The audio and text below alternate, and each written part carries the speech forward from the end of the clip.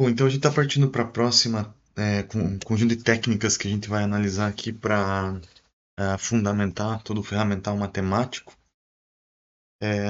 E esse assunto agora entra na parte de redução de dimensionalidade em dados. E a gente vai falar de uma das formas, talvez a mais clássica de todas, que é a Principal Component Analysis, a PCA, que eu acho que já dá uma boa ideia de aplicação do que é redução de dimensionalidade. É um algoritmo bastante prático, bastante útil, bastante recorrente, utilizado, né, na literatura. E também já vai dar uma conexão boa com o ferramental matemático que se usa nessa área, né? Bastante coisa de álgebra linear, projeções, geometria analítica, né? E eu vou tentar dividir esse assunto em dois vídeos novamente só, para tentar deixar um pouco mais prático e optando também por remover alguns conteúdos que ficaram que estão no livro, mas eu acho que são densos demais para esse momento, né? E também não são tão relevantes para a parte final de implementação que eu vou deixar para o segundo vídeo. Tá?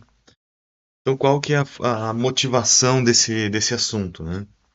Então, redução de dimensionalidade, ela está relacionada com o fato que, eventualmente, dados em alta dimensão aqui seria a dimensão original, por exemplo, do dataset, né? Ela é chamada overcomplete, né? O que significa isso, né? Que muitas das dimensões eventualmente podem ser redundantes ou podem ser explicadas ou apresentadas por meio de uma combinação das outras dimensões. Então é como se houvesse um dimensionamento em excesso nos dados, né, que gera esse, essa redundância, né? Além disso, né, dados em alta dimensão, ele normalmente podem ser bastante correlacionados, né, e eventualmente podem ter uma que a gente chama de dimensão mais baixa intrínseca, né?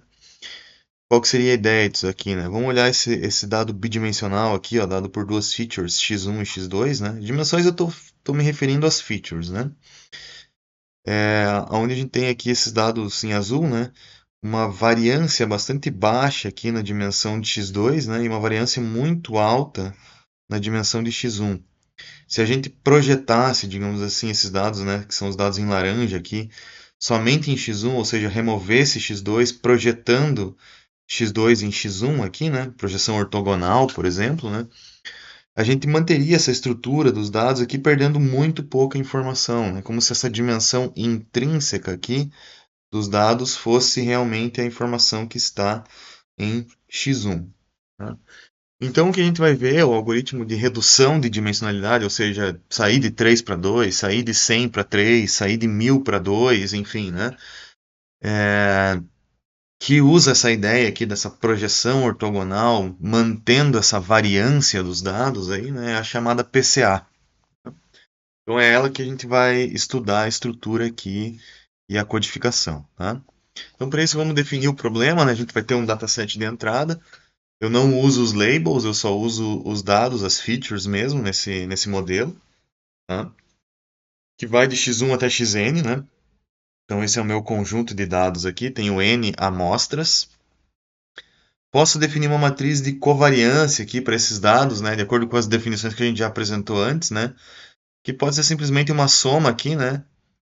Dos n pontos aqui, de 1 até n, de x, n, x transposto n, né? Então, cada vetor aí, né? Cada amostra aí eu posso fazer essa multiplicação e obter uma matriz de covariância. Eu estou supondo que a média desse vetor x aqui ela é zero, tá? Então, por algum processo eu removi essa média, né? Ou seja, o valor esperado ali de x é zero, né? Por algum processo eu removi essa média ou de fato os dados já vêm com média nula, tá? Isso vai ser uma coisa importante também aí para a sequência. Os dados projetados, ou seja, os dados na dimensão mais baixa, que seria esses dados em laranja aqui, né, que eu estou usando a variável z para eles, tá? Esses dados aqui, então, eles vão ser dados projetados por meio de uma projeção, dado por uma matriz B. Então, a matriz B é a matriz de projeção. E cada dado xn aqui, quando multiplicado por B, gera o dado projetado z numa dimensão m aqui, né, que é uma dimensão diferente dos dados de entrada, né, uma dimensão reduzida em relação aos dados de entrada. Tá? Essa matriz B, então, vai ser uma matriz com colunas aqui, com vetores de 1 até m, né? Ortonormais, depois a gente vai formalizar melhor isso daí, né?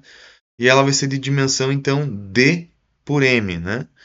Então, estou considerando que D é a minha dimensão dos dados de entrada, né? E M é a dimensão que eu estou reduzindo aqui, que é a dimensão desse vetor Z. Tá? E tá, então beleza, estou formalizando aqui as colunas de B, então são ortonormais. Tá? Então, o subespaço projetado, aonde vai ser o subespaço com dimensão reduzida, que é a dimensão M aqui, ele vai pertencer a um RD, né? Ele vai estar contido nesse RD aqui, que é o espaço original das features. Então, esses caras aqui pertencem a RD, né? E a dimensão M aqui dos dados projetados de Z é menor, né, do que a dimensão dos dados de entrada X, que é dado por D. Então, de maneira geral, eu tenho um dado de entrada, dimensão D.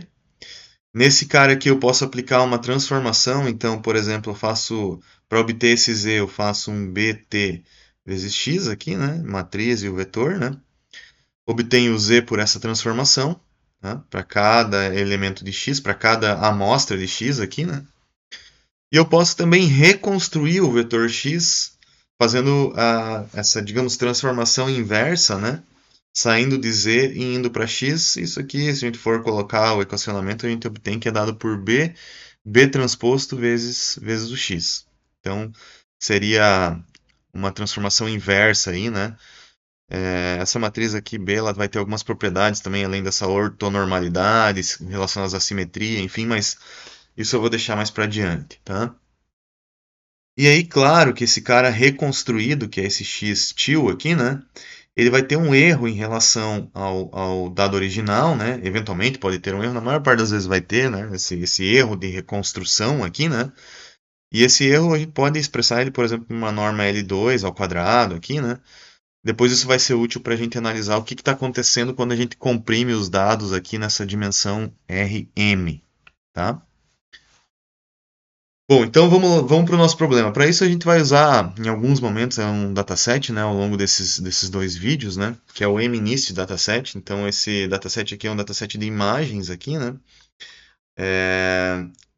imagens que são, se não me engano, agora estou um pouco confuso aqui, mas acho que é 28 por 28 pixels, né. Depois eu posso dar uma conferida aí, se for o caso eu corrijo isso depois. De dígitos que vão, de dígitos manuscritos, né, em preto e branco, então a imagem é 0 e 255 só, né. Bom, talvez ele tenha um tom de cinza, mas bom, pode variar entre 0 e 255, então, né, isso também é só um detalhe. Que vai de 0 a 9, então são 9 classes, né, 9 classes que eu tenho aqui, muito embora na PCA eu não use essas 9 classes, né. A gente vai usar alguns exemplos desse dado que tem uma dimensionalidade relativamente alta, né, 28 por 28, e vai tentar projetar isso aqui numa dimensão menor do que 28 vezes 28, né? Pode projetar em 2, em 10, enfim, depois a gente vai fazer algumas análises aí, né? Mas como ele é um dataset bem usual e bem recorrente e tem uma dimensionalidade alta, ele serve bem para os exemplos que a gente quer mostrar aqui, tá? Bom, então qual que é a ideia da PCA? A PCA está relacionada então com a máxima variância, né? Então eu quero achar uma projeção, que depois eu vou mostrar para vocês mais formalmente, que é uma projeção ortogonal aqui, né? Dos vetores no espaço original, que é esse espaço em azul aqui, né? Num espaço de menor dimensão, que seria essa linha preta, então eu estou saindo de duas dimensões, que é o exemplo mais fácil aqui de entender inicialmente, né?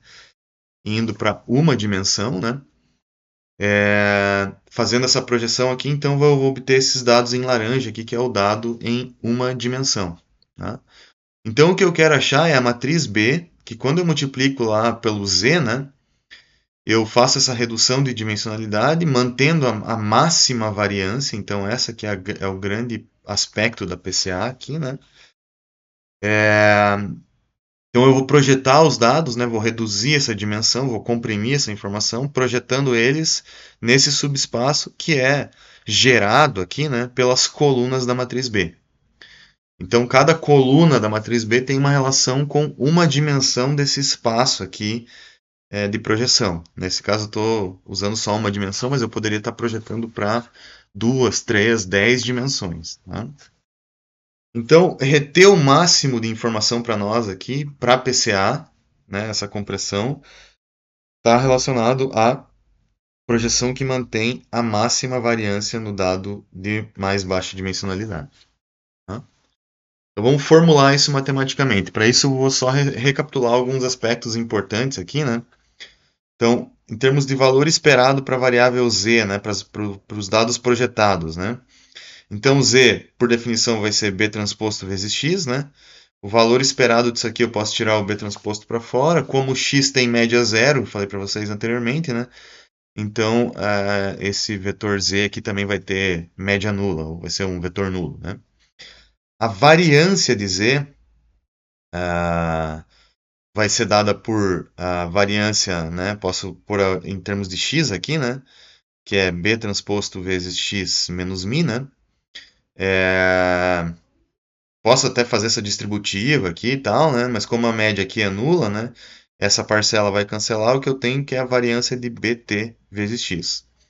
Então a variância de z, ela pode ser escrita como a variância btx aqui, né? A variância do dado transformado. Então isso aqui é o que a gente vai ter, que a gente vai querer maximizar, né? Então essa é a variância que a gente vai buscar maximizar. Como que a gente faz isso então?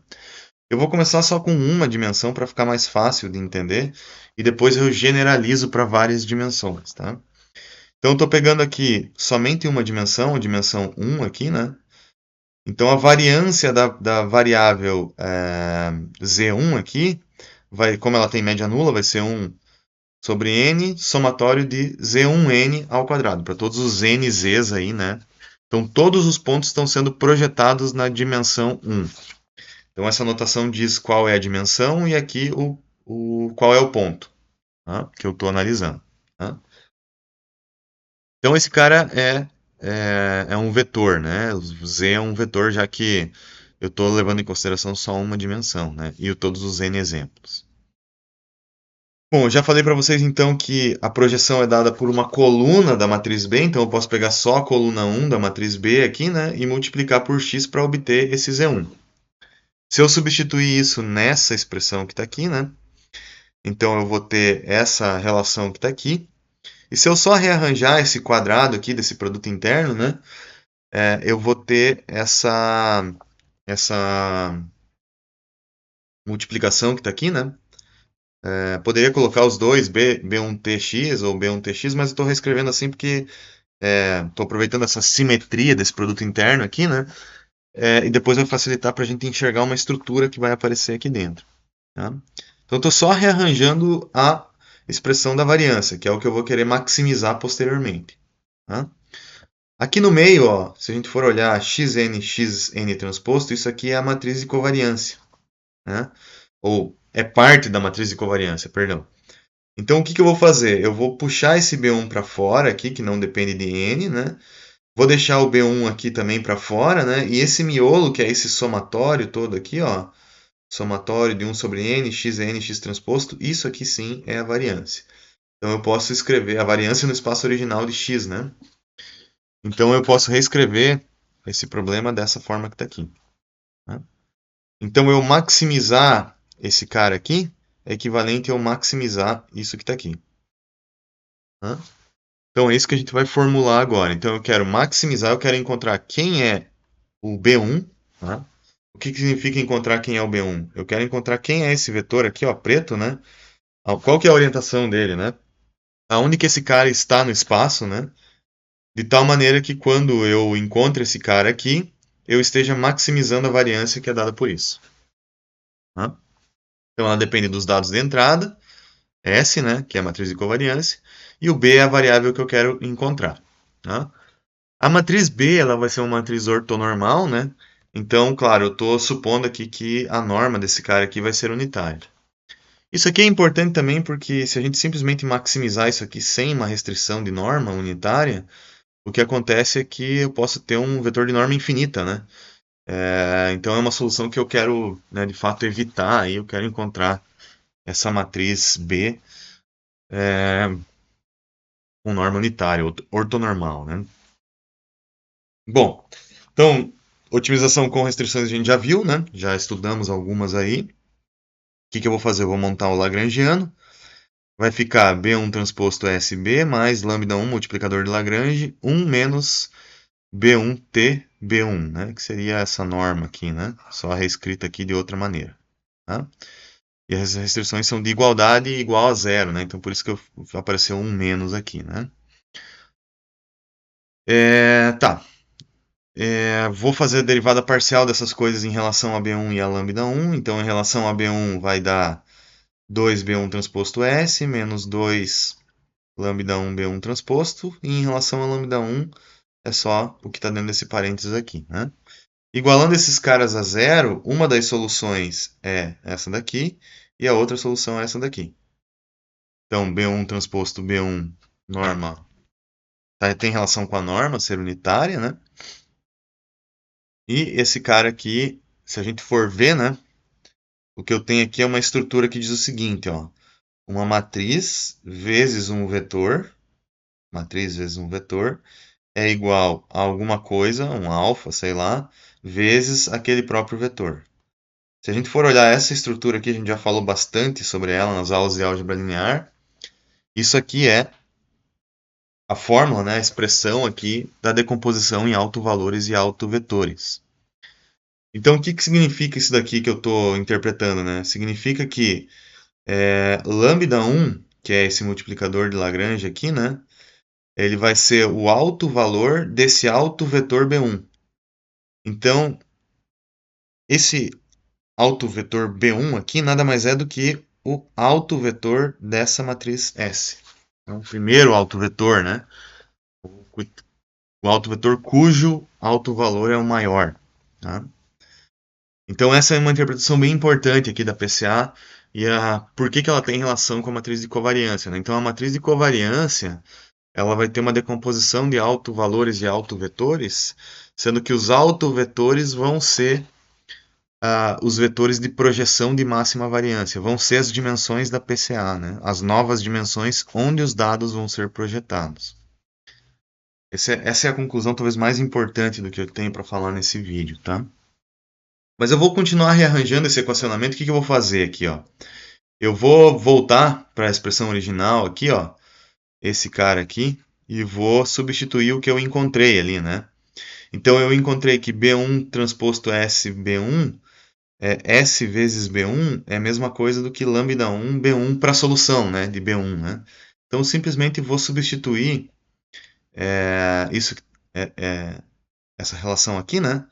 E aí rearranjando fica lambda 1 B1 transposto B1, só que eu vi que isso aqui é unitário, então eu tenho lambda 1 para a variância V1. Tá? Então o B1 que tem a máxima variância ali, né? Que é o que eu estou buscando desde o início, né? Na solução, no B1 ótimo, aqui, esse aqui seria o B1 ótimo, o ideal seria eu até mudar aqui ele com outra representação, sei lá, com um tio aqui, né? Mas em todo caso, isso não compromete a nossa análise aqui, né? A variância desse cara vai ser justamente o multiplicador de Lagrange, que é justamente o alto valor dessa matriz. Tá? O maior alto valor, inclusive, dessa matriz. Tá? Então, a matriz S, que é a matriz de covariância, que eu simplesmente monto a partir dos dados, ela vai ter o seu maior alto valor, lambda 1, que é a variância dos dados projetados mesmo, né? Então, é a variância dos dados lá naquela dimensão da PCA. E ele também vai fornecer aqui um B1, né? Que é essa direção de máxima variância. Tá? Esse cara aqui é o próprio multiplicador de Lagrange da otimização, né? E esse cara aqui, então, é a dimensão que eu estou buscando maximizar essa variância. Tá? Então, esse aqui digamos, a solução para uma única dimensão da PCA. Tá? Se eu quisesse reconstruir meu dado, né, simplesmente seria fazer a transformação inversa ali, né, B1, Z1. Como eu sei que o B1... Perdão, como eu sei que o Z1N aqui é B1 transposto XN, então essa aqui seria a fórmula completa para eu fazer a reconstrução de X original. Né? Claro que aqui eu teria um erro, né, de reconstrução, depois a gente vai falar mais sobre ele. Tá? Então essa aqui é uma solução para PCA, né? Mas você já pode imaginar aqui, né, que se a primeira dimensão é a dimensão de máxima variância e as próximas são ortogonais, porque essa matriz B é uma matriz ortonormal ali, né? Então a PCA nada mais é do que a decomposição de autovalores e autovetores da matriz S, né? O primeiro autovetor vai ser a primeira dimensão de máxima variância, o segundo vai ser ortogonal a ele, né? E assim sucessivamente, caso eu tenha mais dimensões que eu queira projetar na máxima variância, respeitando a ortogonalidade. Eu poderia continuar essa análise, né? Tentando encontrar um B2 aqui, né?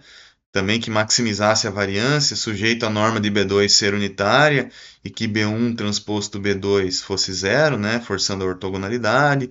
Resolver tudo dessa maneira aqui, né? A gente ia ver que a gente ia chegar na solução que o segundo maior autovalor relacionado a esse segundo autovetor B2 aqui, né? Viria da matriz S, né? Então essa generalização é possível obter. Uma outra forma de obter essa generalização aqui, né, é seguir esse caminho por uma outra forma aqui, né? Então o que a gente vai tentar obter agora é um espaço M dimensional, ou seja, todas as dimensões, né, com máxima variância, tá? Para isso eu vou partir do seguinte caminho, né? É um caminho um pouquinho diferente aí é, do que do que eu expliquei anteriormente, tá? Então vamos supor assim, ó. Vamos supor que agora a emésima, né, componente aqui principal, a componente principal, ela vai ser encontrada pegando o dado original, o x, e eu estou removendo do x todas as m-1 componentes principais que eu já calculei antes aqui. Então vamos supor, se fosse uma só, estaria removendo aquela componente principal, que seria esse cara aqui, ó. Tá? Então estou reconstruindo o x e removendo esse cara aqui. Tá? Matematicamente, isso seria dado por um x, né, com aquela componente m removida, né? Perdão, mantendo só a componente m, né, removendo todas as m-1, né, seria o dataset original menos o dataset reconstruído. Né? Isso aqui eu posso escrever dessa maneira, com um somatório, ou eu posso escrever essa matriz B m-1 de x aqui, que seria todos os m-1x reconstruídos, né? Seria um x til aqui, né? Para todos os m-1 componentes. Tá? Fazendo isso, eu posso então partir para encontrar qual que é a componente m, né? Tirei todas as anteriores e estou na m atual. Tá? Esse caminho eu já vou justificar por que eu estou escolhendo ele, tá? Parece meio confuso aqui agora, mas daqui a pouco já fica mais claro. Tá? Então, a matriz X é a minha matriz de dados original, né? E a minha matriz B-1, M-1 aqui, vão ser somatório de todos os M-1 vetores B aqui, né? Que dão origem, então, a uma matriz B, M-1, tá? Então, são todos os autovetores aqui, de 1 até M-1, que eu já determinei. Vamos supor que eu já fiz esses caras aqui e eu já conheço essa projeção. Então eu já resolvi o problema para 1 até m-1, agora eu estou na etapa m, digamos assim, desse processo. Tá? Bom, a variância desse negócio aqui, então se eu for buscar a variância de um dado projetado agora para a dimensão zm, né? Simplesmente usando aquele mesmo equacionamento que eu mostrei anteriormente, né? Média nula, então é simplesmente z mn ao quadrado. Agora esse cara aqui não é o primeiro, é um m qualquer, né? Esse cara aqui ele vai ser simplesmente o B transposto vezes o X removido aqui, né? Ou seja, eu tirei todos os dados de 1 até m-1 lá, né? Dos dados principais, então o que eu tenho disponível é esse X chapéu aqui, né? E agora eu estou buscando para a dimensão m a projeção desse cara aqui nessa nova dimensão m. Tá? Então eu posso escrever que esse ZMN aqui vai ser BM transposto x chapéu n ao quadrado. Tá? Isso pela mesma relação que eu mostrei antes, né? Não vou repetir ela aqui. Eu chego na conclusão que isso aqui é equivalente a BT B transposto para a dimensão M, vezes BM aqui, vezes uma matriz de covariância que não é S, mas sim S chapéu. Tá? Então, a conclusão que eu estou chegando aqui é o seguinte, a variância então desse cara M aqui, do meu próximo dado, que é o que eu quero maximizar, ele é função desse BM, que é quem eu quero achar, né? E a matriz de covariância desses dados aqui com a remoção. Tá? O que eu vou mostrar para vocês é que, na verdade, esses autovetores B aqui, da matriz S chapéu, vão ser equivalentes, então, na matriz S chapéu, os autovetores BM aqui, né? Eles vão ser equivalentes aos autovetores da matriz original. Tá? Os mesmos BM aqui são os mesmos daqui. Tá? É isso que eu vou mostrar para vocês. Porque se eu provar isso daqui, né, se eu mostrar essa equivalência, isso significa então que se eu encontrar os BM da matriz reduzida, é a mesma coisa do que eu fazer isso para a matriz original. Então eu faço tudo na matriz original, encontro todos os autovetores aqui e o meu problema está resolvido. Tá? Autovetores e os autovalores correspondentes. Tá? Então, se eu supor aqui que a minha norma é unitária também, né? Então eu sigo exatamente o mesmo caminho de antes, tá? Então, o que eu vou fazer agora?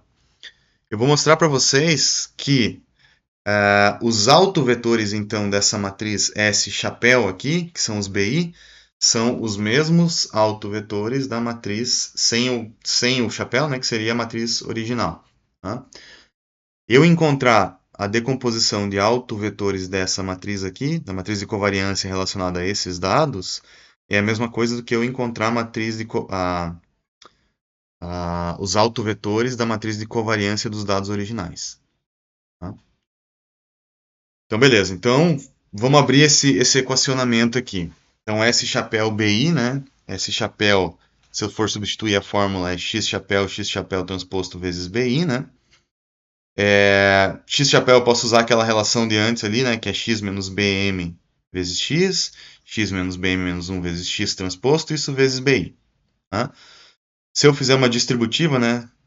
Passar esse transposto aqui e tal, e fizer uma distributiva, o que eu obtenho já estou agrupando aqui, né? X transposto vira S, né? S, B menos 1, B menos 1, S, B menos 1, S, B menos 1 e BI. Tá? Então aqui tô só abrindo o equacionamento desse negócio aqui, né? Que é justamente a decomposição que a gente vai procurar, né? Só lembrando, né? Que a solução disso seria S, BI igual a, sei lá, um lambda I aqui, né? Vezes BI. Tá? Então, eu estou buscando essa decomposição em autovalores e autovetores dessa matriz S chapéu. Tá? O que eu fiz foi só abrir o equacionamento dela aqui, e aí a gente vai ter dois casos. Tá? Um caso onde o produto dos m-1 vetores pelo vetor I vai ser igual a BI. Quando que isso vai ser possível? Né? Isso vai ser possível toda vez que o I for menor que o M. Tá? Se o I for menor que o M, significa que o BI que a gente está falando ele é um vetor é uma base ali, né, do vetor do subespaço que esse cara aqui projeta. Tá? Então, o que eu estou falando é o seguinte, eu já tenho esse vetor BI aqui dentro dessa matriz, digamos assim, né? Então, pelo fato dele já estar contido aqui, quando eu faço essa operação, o que eu obtenho de fato é o vetor BI. Tá? Agora, se esse cara não está dentro dos m-1 aqui, ou seja, o I for maior ou igual ao M, o que acontece é que ele é uma nova coordenada, digamos assim, nesse novo espaço.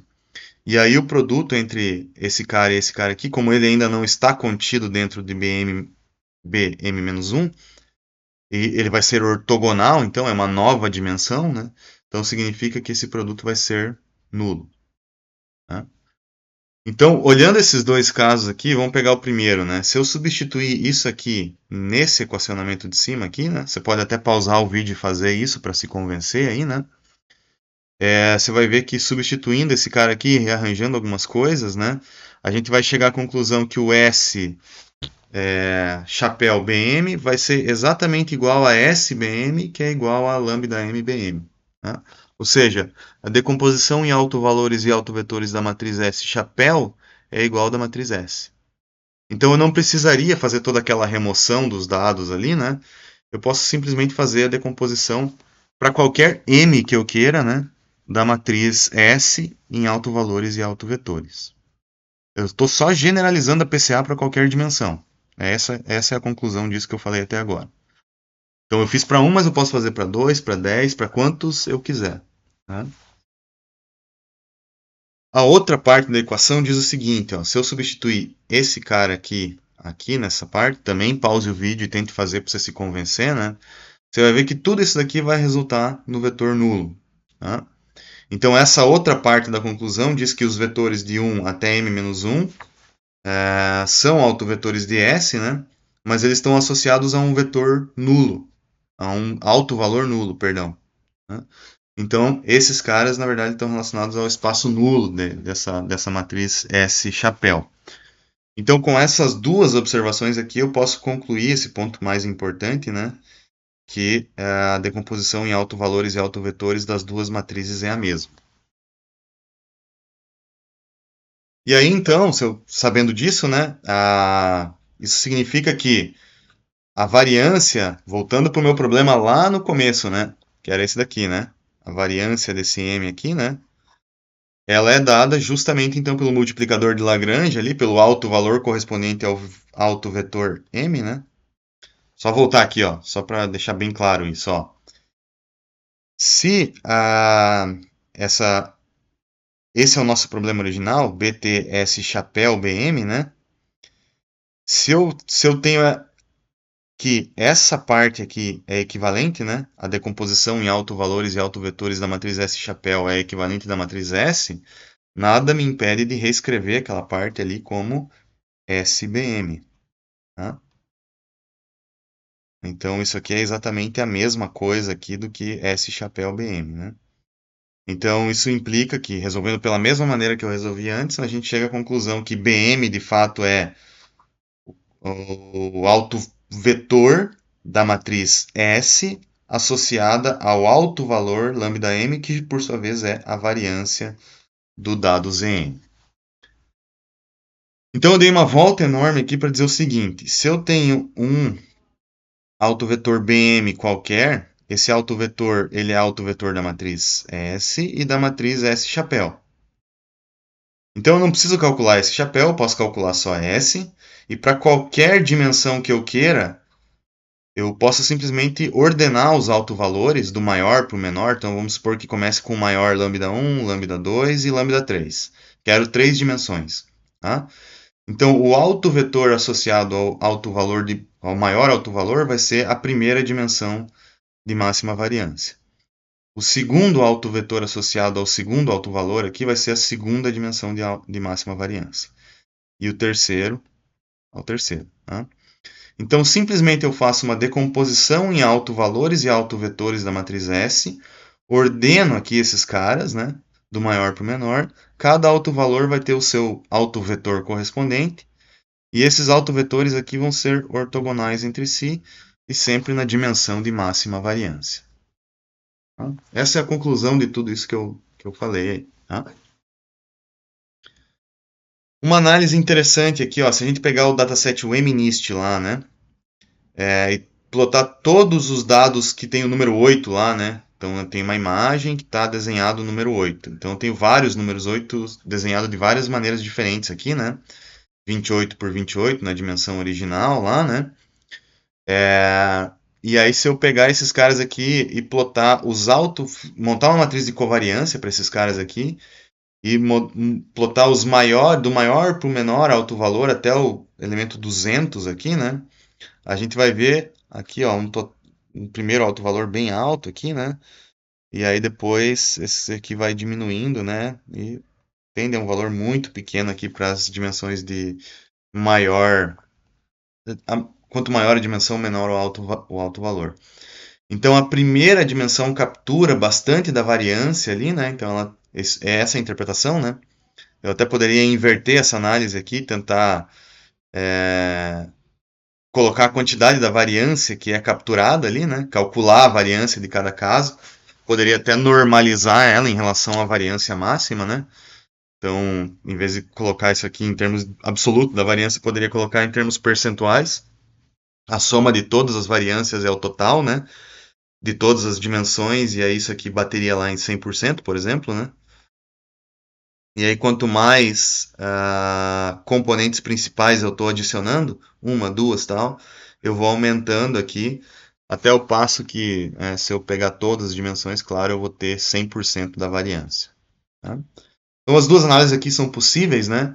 Mas a conclusão importante aqui é o seguinte, né? Estou diminuindo aqui, estou aumentando, né, a minha dimensionalidade, então os autovalores correspondentes aqui vão diminuindo. Então aqui seria para uma dimensão, duas dimensões, né, e assim sucessivamente. Tá? Claro, eu poderia escolher aqui, quero só duas dimensões, né? Aí você teria só as duas primeiras dimensões de máxima variância e poderia projetar os teus dados nisso aí. Mas pode usar três, quatro, claro que o limite aqui vai ser o limite do teu tamanho original do dataset. Você pode projetar tantas dimensões quanto o teu dataset tem originalmente, né?